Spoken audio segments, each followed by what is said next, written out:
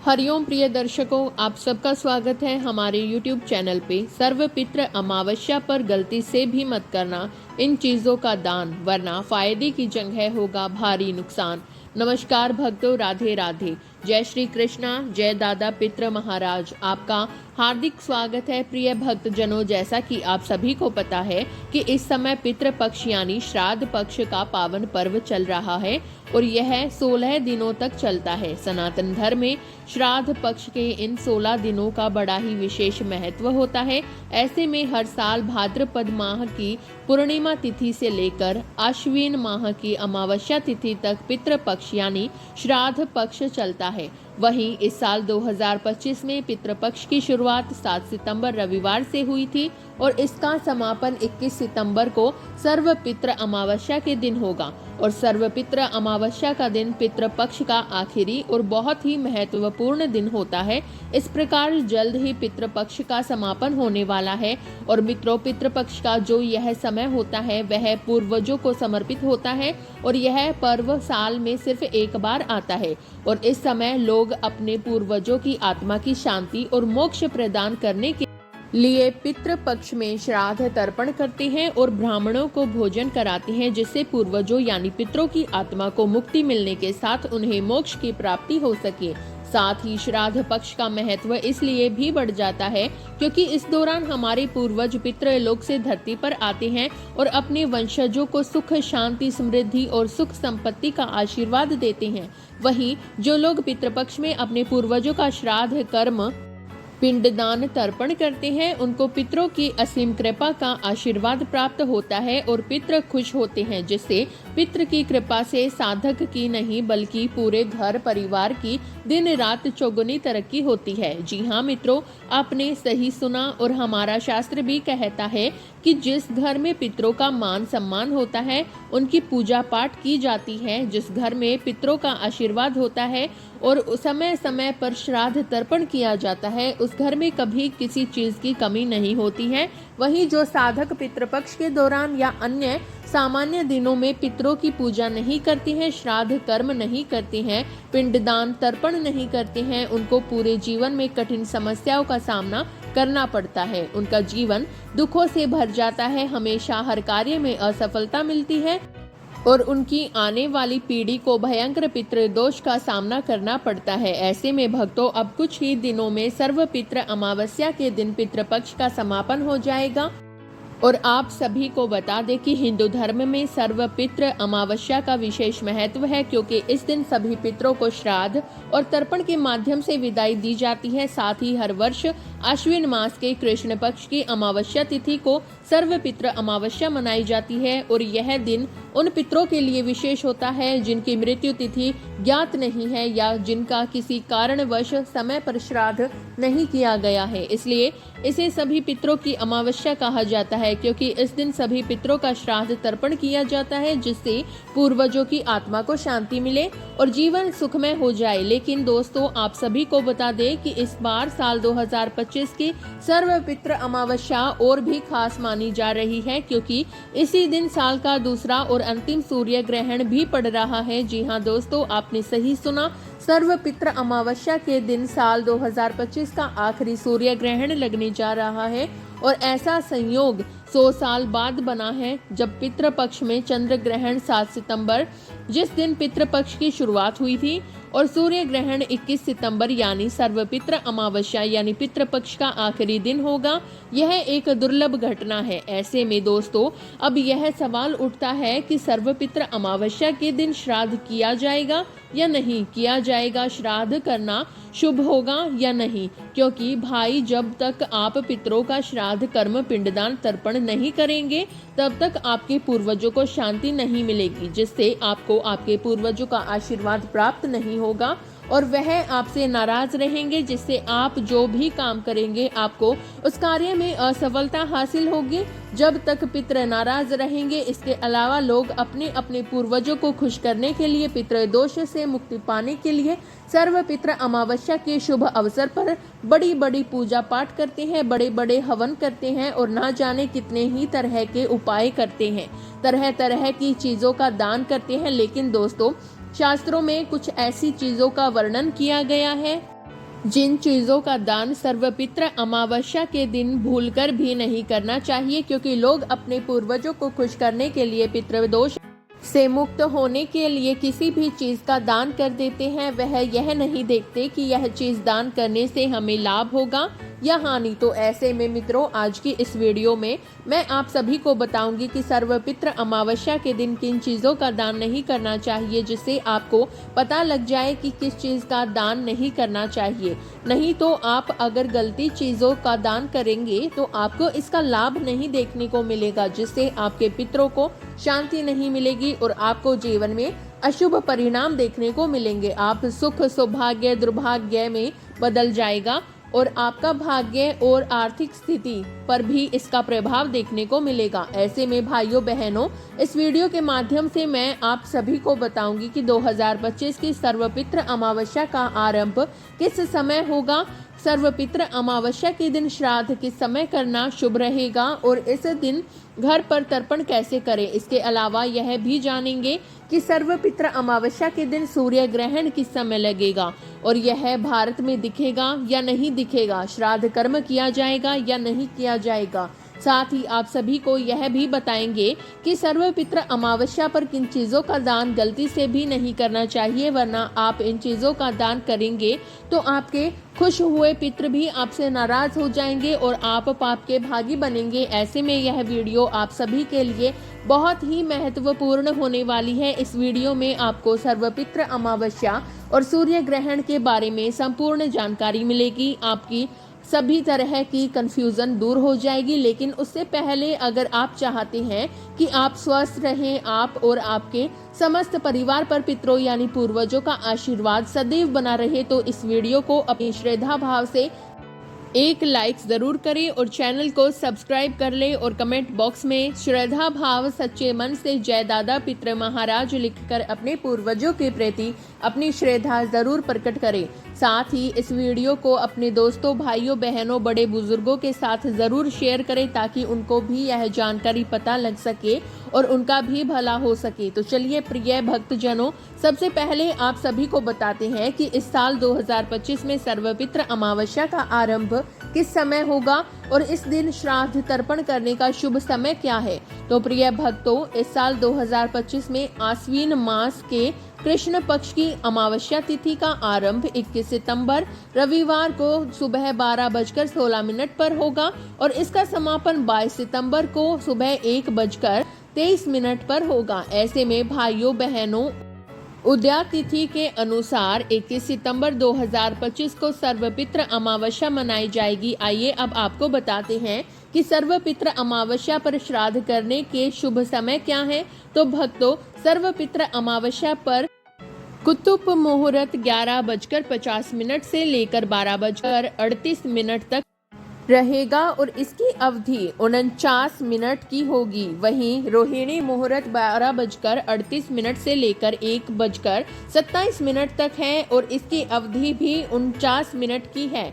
इसके अलावा अप्रवाहन काल 1:27 से लेकर 3:53 तक है और इसकी अवधि 2 घंटे 26 मिनट की है। ऐसे में सर्वपित्र अमावस्या पर इन शुभ मुहूर्त में आप अपने पूर्वजों का श्रद्धा पूर्वक विधि विधान के साथ श्राद्ध कर सकते हैं और उनकी कृपा प्राप्त कर सकते हैं। इसके अलावा दोस्तों, आप सभी को बता दें कि इस साल 2025 में सर्वपित्र अमावस्या पर 3 शुभ योग बन रहे हैं, जिससे सर्वपित्र अमावस्या का महत्व और भी ज्यादा बढ़ जाता है। ऐसे में अब आप सोच रहे होंगे कि आखिर कौन से ये योग बनेंगे, तो आपको बता देते हैं कि सर्वपित्र अमावस्या पर सर्वथा सिद्धि योग बनेगा, जो सुबह 9:32 से लेकर अगले दिन 22 सितंबर को सुबह 6:09 तक रहेगा। ऐसे ही इस योग में किए गए कार्य सफल और शुभ फलदायी देने वाले साबित होंगे। इसके अलावा अमावस्या पर शुभ योग प्रातः काल से लेकर शाम 7:53 तक है। उसके बाद से शुक्ल योग बनेगा। साथ ही उस दिन पूर्वा फाल्गुनी नक्षत्र प्रातःकाल से लेकर सुबह 9:32 तक है। उसके बाद से उत्तरा फाल्गुनी नक्षत्र है। चलिए अब आपको बताते हैं कि सर्व पित्र अमावस्या पर लगने वाला सूर्य ग्रहण कब शुरू होगा, कहां कहां दिखेगा, भारत में दिखाई देगा या नहीं देगा, श्राद्ध करें या ना करें। तो प्रिय भक्तजनों, भारतीय समयानुसार सूर्य ग्रहण 21 सितंबर की रात 10:59 से शुरू होकर देर रात 3:23 तक रहेगा। ऐसे में आपको बता दें कि 21 सितंबर को दिखने वाला ग्रहण भारत में दिखाई नहीं देगा। जी हां भक्तों, यह सूर्य ग्रहण भारत में नहीं दिखेगा, इसलिए इसका सूतक काल भी भारत में लागू नहीं होगा। इसके परिणाम स्वरूप सर्वपित्र अमावस्या के शुभ अवसर पर श्राद्ध व तर्पण आदि धार्मिक कर्म बिना किसी रोक टोक के किए जा सकते हैं। ऐसे में आप 21 सितंबर की दोपहर को पितरों का विधिवत श्राद्ध कर सकेंगे। साथ ही सूतक काल न लगने की वजह से इस दिन न तो मंदिरों के कपाट बंद रहेंगे और न ही पूजा पाठ या अन्य धार्मिक कार्य बाधित होंगे। अब मित्रों, सवाल उठता है कि आखिर यह सूर्य ग्रहण कहां कहां दिखाई देगा। तो दोस्तों, सर्वपित्र अमावस्या पर लगने वाला यह सूर्य ग्रहण ऑस्ट्रेलिया, अंटार्कटिका, अफ्रीका, हिंद महासागर, दक्षिण प्रशांत, अटलांटिका और दक्षिणी महासागर सहित पोलिनेशिया, मेलानेशिया तथा एशिया के कुछ हिस्सों में दिखाई देगा। इसके अलावा न्यूजीलैंड के प्रमुख शहर जैसे ऑकलैंड, क्राइस्टचर्च, वेलिंगटन और नॉरफॉक द्वीप का किंगस्टन भी इस खगोलीय घटना के साक्षी बनेंगे और वहां पर यह ग्रहण लगेगा। आइए भक्तों, अब आप सभी को बताते हैं कि सर्वपित्र अमावस्या पर घर पर तर्पण कैसे करें, क्योंकि सर्वपित्र अमावस्या पर तर्पण करना बेहद ही महत्वपूर्ण होता है।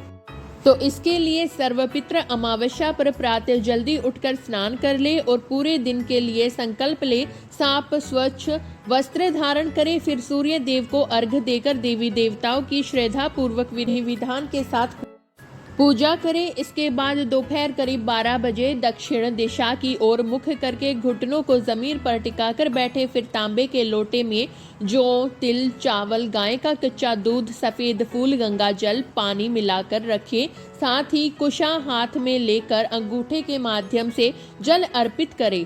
वहीं इसे करीब 11 बार करें और पितरों का सच्चे मन से ध्यान करें। इसके बाद गाय के गोबर से बने कंडे पर गुड़, घी, खीर, पूरी आदि अर्पित कर भोग लगाएं।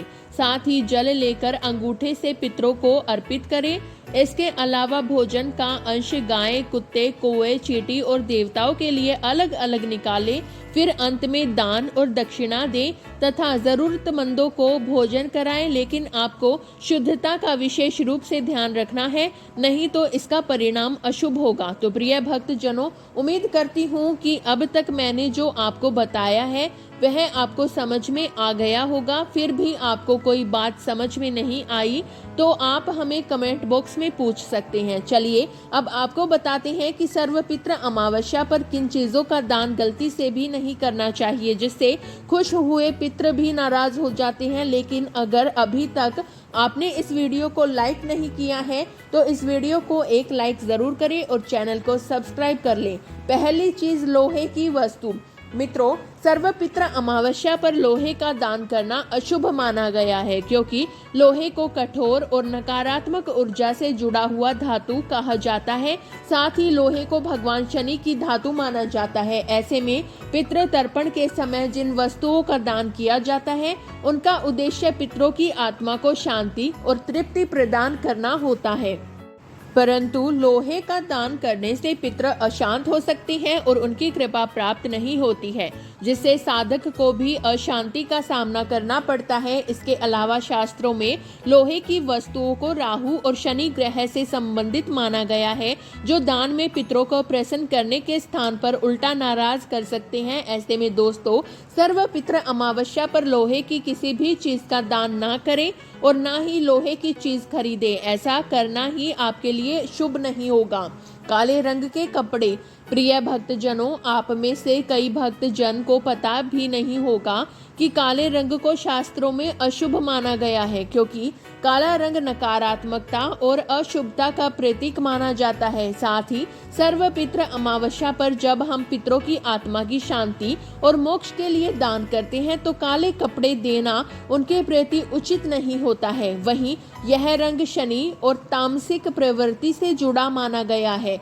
ऐसे में चाहे कुछ भी हो जाए, पितृ अमावस्या पर काले रंग के कपड़े का दान नहीं करना चाहिए। अगर कोई काले कपड़े का दान कर देता है तो पितरों को शांति नहीं मिलती है, बल्कि साधक पाप का भागी बनता है। ऐसे में सर्वपित्र अमावस्या के शुभ अवसर पर आप कपड़ों का दान करना चाहते हैं तो सफेद, पीले या हल्के रंग के कपड़े दान करना शुभ माना गया है, क्योंकि ये सात्विकता और पवित्रता का प्रतिनिधित्व करते हैं। लेकिन दोस्तों, आप सभी को इस बात का भी विशेष रूप से ध्यान रखना चाहिए कि जो कपड़े आप दान कर रहे हैं वह फटे, पुराने, गंदे नहीं होने चाहिए। चमड़े की वस्तु, प्रिय भक्तों, चमड़े को अशुद्ध और तामसिक पदार्थ माना गया है, क्योंकि चमड़ा पशुओं की खाल से प्राप्त होता है, जबकि सर्वपित्र अमावस्या पर पवित्र और सात्विक वस्तुओं का दान करने से पितरों की आत्मा तृप्त होती है।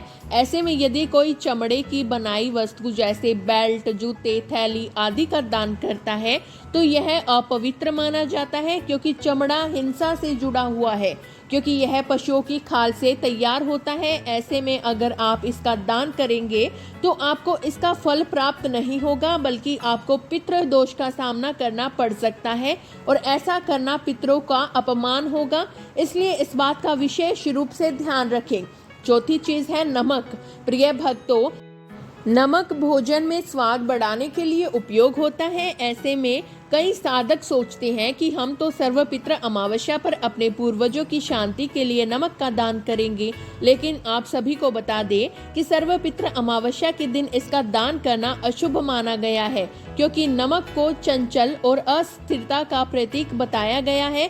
साथ ही दान में इसका प्रयोग करने से पितरों की आत्मा को स्थिरता और शांति प्राप्त नहीं होती है। इसके अलावा शास्त्रों के अनुसार पितरों की तृप्ति के लिए तामसिक और अस्थिर प्रवृत्ति वाली वस्तुएं नहीं देनी चाहिए। यदि इस दिन कोई व्यक्ति नमक का दान करता है तो पितरों की कृपा प्राप्त करने के बजाय परिवार में लड़ाई झगड़े हो सकते हैं और जीवन में नकारात्मक ऊर्जा फैल सकती है। पांचवी चीज है तिल। जी हाँ भक्तों, आप में से कई भक्तजन हमसे पूछते हैं कि क्या हम सर्वपित्र अमावस्या पर तिल का दान कर सकते हैं, तो इसका जवाब है हाँ। जी हाँ मित्रों, आपने सही सुना। आप बिना किसी दिक्कत के सर्वपित्र अमावस्या पर काले तिल का दान कर सकते हैं, क्योंकि सर्वपित्र अमावस्या पर तिल का दान अत्यंत शुभ माना जाता है। इसके अलावा तिल को शुद्धि और पवित्रता का प्रतीक माना गया है। वहीं शास्त्रों के अनुसार तिल से पितरों को जल अर्पण यानी